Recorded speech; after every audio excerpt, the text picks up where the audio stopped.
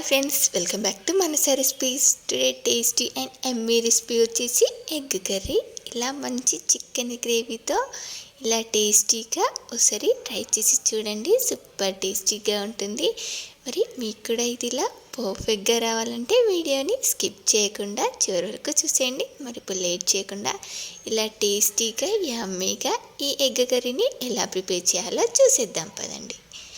ఈ super tasty egg కర్రీని చేసుకోవడానికి ముందుగా ఇలా ఒక కడాయిలోకి 3 to 4 టేబుల్ స్పూన్స్ వరకు ఆయిల్ తీసుకొని ఆయిల్ బాగా వేడైన తర్వాత దీనిలోకి దాల్చిన చెక్క, లవంగాలు, ఇలాచి, అలాగే 1/2 టీ స్పూన్ జీలకర్రని యాడ్ చేసుకొని పెద్దవైతే 3, మీడియం సైజు అయితే 4 ఆనియన్స్ని ఇలా ముక్కలుగా కట్ చేసుకొని వేసుకోండి.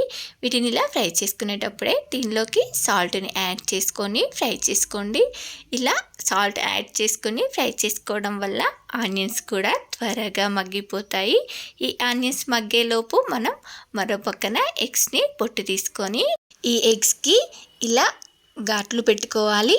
చూడండి, నేను ఇక్కడ ఈ ఎగ్స్కి ఇలా ఎగ్ పెంకుతోనే సింపుల్గా ఘాట్లు పెట్టేసుకుంటున్నాను. ఇలా చాలా ఈజీగా పెట్టేసుకోవచ్చు. మనం నైఫ్తో కన్నా కూడా ఇలా ఎగ్ పెంకుతో చాలా ఈజీగా పెట్టేసుకోవచ్చు. చూడండి, ఎగ్స్ పొట్టు తీసుకొని ఘాట్లు పెట్టుకునే లోపు మనకు ఆనియన్స్ కూడా బాగా మగ్గిపోయాయి. ఇప్పుడు దీనిలోకి ఫ్రెష్గా దంచిన అల్లం వెల్లుల్లి పేస్ట్, పసుపు, ధనియా పౌడర్ వేసుకొని వీటిని ఇలా పచ్చివాసన పోయేంత వరకు బాగా ఫ్రై చేసుకున్న తర్వాత ఇప్పుడు దీనిలోకి మనం ఉడికించి పెట్టుకున్న ఈ ఎగ్స్ని చూడండి, ఘాట్లు పెట్టుకున్నాం కదా, ఈ ఎగ్స్ని వేసేసుకొని వీటిని ఇలా ఒక 2-3 మినిట్స్ పాటు ఇలా ఆయిల్లోనే బాగా ఫ్రై చేసుకోండి. ఎగ్స్ వేసుకొని ఒక 2-3 మినిట్స్ పాటు బాగా ఫ్రై చేసుకున్న తర్వాత ఇప్పుడు దీనిలోకి ఒక చిన్న నిమ్మ సైజ్ అంత చింతపండుని నానబెట్టుకొని ఈ చింతపండు రసాన్ని దీనిలోకి యాడ్ చేసుకోవాలి. చూడండి, మరీ ఎక్కువగా కాకుండా ఒక చిన్న నిమ్మ సైజ్ అంతా చింతపండు సరిపోతుంది. ఇలా చింతపండు రసం వేసుకున్న తర్వాత దీన్ని ఇలా బాగా మరిగించుకోవాలి. ఇది ఇలా మరుగుతున్నప్పుడు దీనిలోకి మీకు టేస్ట్కి సరిపడా కారంని యాడ్ చేసుకోండి. చింతపండు రసం వేసుకున్నాం కాబట్టి ఉప్పు, కారం కరెక్ట్గా వేసుకుంటే టేస్ట్ చాలా బాగుంటుంది. చూడండి, నేను ఇక్కడ ఒక 2 టేబుల్ స్పూన్స్ కారము, అలాగే కొత్తిమీరకు కట్ చేసుకున్న కాడలు ఉంటాయి కదా, వాటిని ఇలా ఉడుకుతున్నప్పుడు వేసుకుంటే కర్రీ చాలా టేస్టీగా ఉంటుంది.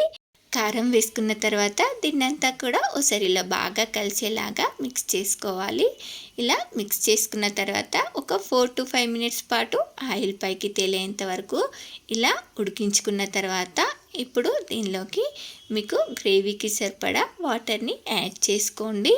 ఇలా ఎగ్ కర్రీలో కొంచెం చింతపండు రసం వేసుకొని చేసుకుంటే టేస్ట్ సూపర్గా ఉంటుంది. దీన్ని మీరు కూడా ఒకసారి ఇలా తప్పకుండా ట్రై చేయండి. చూడండి, ఇలా గ్రేవీకి సరిపడా వాటర్ యాడ్ చేసుకున్న తర్వాత టేస్ట్ చూసి ఉప్పు, కారంని అడ్జస్ట్ చేసుకోండి. నాకు ఇక్కడ కొంచెం సాల్ట్ తక్కువైంది, అందుకనే సాల్ట్ని యాడ్ చేసుకొని దీన్నంతా కూడా మళ్ళీ ఇలా ఆయిల్ పైకి తేలేంత వరకు 5 to 6 మినిట్స్ పాటు ఉడికించుకొని లాస్ట్లో ఒక గుప్పెడంతా కొత్తిమీరకు వేసేసుకొని వేడిగా అన్నం, చపాతి దేనితో తీసుకున్నా కూడా సూపర్ టేస్టీగా ఉంటుంది. ఇలా మనకు చాలా ఈజీగా, సింపుల్గా సూపర్ టేస్టీ యమ్మీ ఎగ్ కర్రీ రెడీ అయిపోయింది. మరి మీకు కూడా నచ్చిందా? చూస్తుంటేనే తినాలనిపిస్తుంది కదా. అయితే మీరు కూడా ఒకసారి ఇలా ట్రై చేసి ఎలా వచ్చిందో కామెంట్ బాక్స్లో నాతో షేర్ చేసుకోండి. అలాగే మీకు ఈ రెసిపీ కనుక నచ్చినట్లయితే ఒక లైక్ చేసి మీ ఫ్రెండ్స్ అండ్ రిలేటివ్స్కి షేర్ చేయండి.